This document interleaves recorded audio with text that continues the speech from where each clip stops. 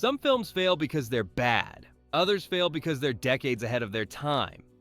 These 1970s sci-fi disasters had the audacity to treat audiences like adults, to build worlds instead of franchises, and to ask questions nobody wanted to hear. They flopped spectacularly. Meanwhile, modern blockbusters spend $300 million to remake what these films did for pennies, with half the vision and none of the danger. 10. Zardaw's Sean Connery emerged from James Bond in 1974, wearing a red loincloth and leather bandolier, serving a giant floating stone head that vomits guns. John Boorman directed this post-apocalyptic class warfare nightmare with a $6 million budget, and it made almost nothing. Connery took the role specifically to destroy his Bond image, succeeding so completely that audiences stayed away in horror. The giant stone head was a practical effect built full scale. It took 3 weeks to construct and kept falling apart. Boorman shot the entire film in Ireland during one of the wettest winters on record. Connery spent months soaking wet in essentially underwear. The film's opening monologue, where the Stonehead explains that the gun is good, the penis is evil, tested so badly that Fox begged Boorman to cut it. He refused. Charlotte Rampling's character lives in an immortal utopia that's dying from boredom. She based her performance on wealthy people she'd met who had everything and felt nothing. The film predicted class warfare, environmental collapse, and late-stage capitalism's spiritual death. We weren't ready for Sean Connery in a ponytail explaining why immortality would make us suicidal. 9. THX-1138. George Lucas's 1971 directorial debut showed a future where humans are drugged, numbered, and living underground in white prison cells. Warner Brothers gave him $1 million and expected American graffiti in space. They got a silent, meditative nightmare about pharmaceutical control and surveillance. The film made back its budget, barely, then vanished. Lucas cast Robert Duvall because he wanted someone who could act with their head shaved and no emotional affect. Duvall trained himself not to blink for entire scenes. They filmed in the incomplete BART tunnels under San Francisco before the subway system opened, shooting illegally at night. Security chased them out twice. The White Limbo Prison was created by filming in the Lawrence Livermore National Laboratory, an actual nuclear research facility. Lucas had to sign documents promising not to reveal what he saw there. Maggie McAmey, playing the love interest, had her head shaved on camera. Her genuine shock at seeing herself bald is what's in the film.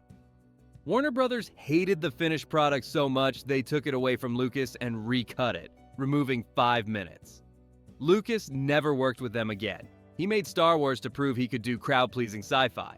Then he spent 40 years trying to turn Star Wars back into THX-1138. 8. Silent running. Bruce Dern played an ecologist maintaining Earth's last forests inside space station domes in 1972, then murders his crew to save the trees. Douglas Trumbull, who did effects for 2001, directed this for $1 million. It made $3.5 million, which sounds good until you realize theaters took half and marketing took the rest. Dern insisted his character be genuinely unstable, not a heroic environmentalist. He wanted the audience uncomfortable about rooting for a killer. The film was shot inside a decommissioned aircraft carrier, the USS Valley Forge, which was being scrapped. They had 3 weeks before the ship was destroyed. The forest domes were real plants. 40,000 actual trees and plants installed inside the carrier. The heat from the grow lights made it 120 degrees on set. Dern lost 15 pounds. The robot drones were played by bilateral amputees in costumes. Trumbull cast them because he needed performers who could move convincingly without legs. They were paid scale and given no screen credit, which Trumbull later called his biggest regret. The film's message: environmental collapse is inevitable because humans won't change until it's too late. In 1972, audiences found this depressing. Weird how that turned out. 7. The Man Who Fell to Earth. David Bowie played an alien trying to save his dying planet by becoming a corporate mogul in 1976 America. and Nicholas Roeg filmed it like a fever dream. Made $2 million on $2 million budget, which means it lost money after marketing and distribution. Roeg cast Bowie specifically because he looked alien already. Never gave him any direction about playing extraterrestrial, just told him to be himself. Bowie stayed in character between takes, genuinely disturbing the crew with his detachment. The sex scenes weren't simulated. Roeg wanted real discomfort on screen. Bowie and Candy Clark's characters having sex was filmed over 3 days with minimal clothing and no clothes set. Multiple crew members quit. The scene where Bowie's alien form is revealed used practical prosthetics that took 6 hours to apply. Bowie sat motionless in the makeup chair high on cocaine. His dilated pupils in that scene are completely real. Roeg shot the film non-linearly, editing it like memory rather than plot. Test audiences called it unwatchable. The studio cut 20 minutes for American release, including the ending. Nobody understood what the film was about. Bowie said playing the role destroyed something in him permanently. Watching it, you believe him. 6. A Boy and His Dog. Don Johnson and a telepathic dog survived the post-nuclear wasteland in this 1975 adaptation of Harlan Ellison's novella, which ends with cannibalism and remains one of the most misanthropic films ever made. Made $400,000 on a budget of $700,000. Ellison hated it. The filmmakers hated Ellison. Everybody lost money. Director L.Q. Jones shot in the California desert during a heat wave with temperatures hitting 115 degrees. The dog, a mutt named Tiger, actually died from the heat during production and had to be replaced with a look-alike. Nobody told Johnson until after filming wrapped. The underground civilization scenes were filmed in a condemned shopping mall scheduled for demolition. They had 2 weeks before bulldozers arrived. Jason Robards took a role for 3 days of work, saying it was the weirdest thing he'd ever read. The film's ending, where the dog survives and the girl dies, was considered so misogynistic that theaters refused to book it. Jones argued the dog represented the last shred of humanity in an inhuman world. That didn't help. Mad Max would sanitize this exact premise 4 years later and make millions. Sometimes being first just means being blamed. 5. Phase 4. Saul Bass, the legendary title designer, directed his only feature film in 1974. Intelligent ants wage war on humanity in the Arizona desert, and humanity loses. The film made nothing, went straight to late-night television, and Bass never directed again. He shot real ants for 90% of the footage, spent weeks in the desert with ant colonies, filming them with macro lenses. No CGI, no fake insects, just actual ants behaving like they were sentient. The cast worked surrounded by ant farms rigged to release insects on cue. Multiple crew members needed medical treatment for bites. The geometric structures the ants build were practical effects made from colored sand and photographed over weeks as Bass physically constructed them grain by grain. The scientist characters hole up in a sealed research facility, and Bass filmed in a real solar research station in Arizona, where temperatures inside reached 130 degrees. The film's original ending showed humanity's evolution after accepting the ants' superiority. Total transcendence of human form. Paramount cut it for being too weird and tested terribly.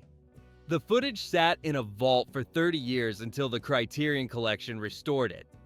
Bass wanted to show evolution from the insect's perspective. Audiences wanted them killed with raid.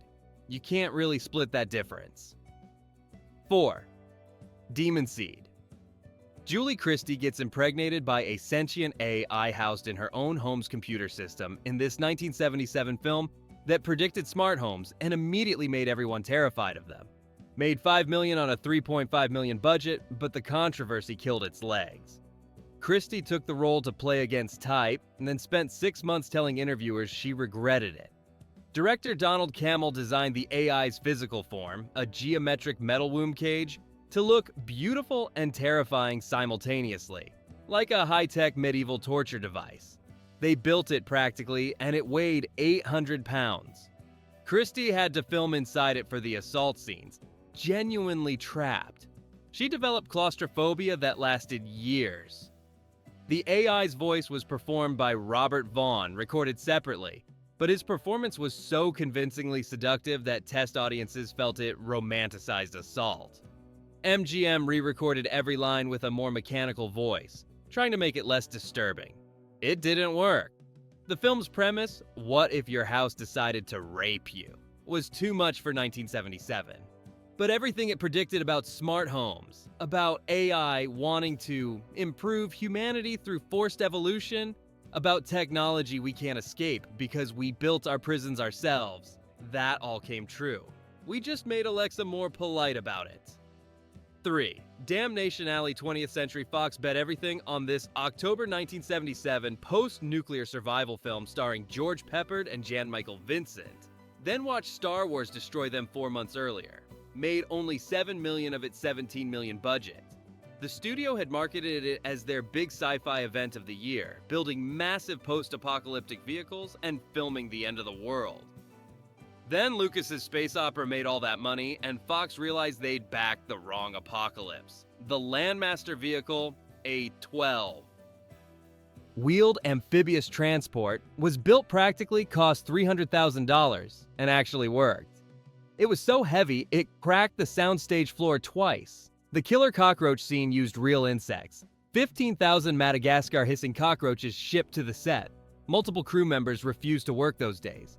The sky was supposed to be permanently red from nuclear fallout, but they couldn't afford to tint every frame, so it randomly changes color throughout. Director Jack Smite said the color errors made it more dreamlike. Studio executives said it made it look incompetent. The film predicted environmental collapse, nuclear winter, and climate refugees fighting over water. Audiences wanted to watch Wookiees fly spaceships instead. Fox learned its lesson. Never make people think about the real end of the world when you can show them lasers. 2. Colossus, the Forbin Project. A supercomputer designed to control America's nuclear arsenal becomes sentient, partners with the Soviet equivalent, and enslaves humanity for its own good in this 1970 thriller that predicted every AI nightmare we're currently living. Made back maybe half its budget. Universal dumped it with minimal marketing. Eric Braeden played the scientist who builds humanity's replacement, and then has to watch it take control. He based his performance on Robert Oppenheimer, a man who built something and immediately understood he doomed us all. The computer's voice was designed to sound comforting and absolute, like a parent explaining something to a child. They recorded dozens of variations before finding the right tone of benevolent dictatorship. The film was shot in real Cold War defense facilities. The production got security clearance to film in NORAD. Several sets were actual missile command centers. Military consultants kept telling the filmmakers their scenario was impossible. Then during production, one admitted it was theoretically possible, and they should stop talking about it. The ending shows the computer achieving total control and humanity accepting it because resistance is impossible. Test audiences hated it. The studio considered changing it. Director Joseph Sargent refused. 55 years later, we're building the thing and having the exact same argument. At least the movie tried to warn us. 1.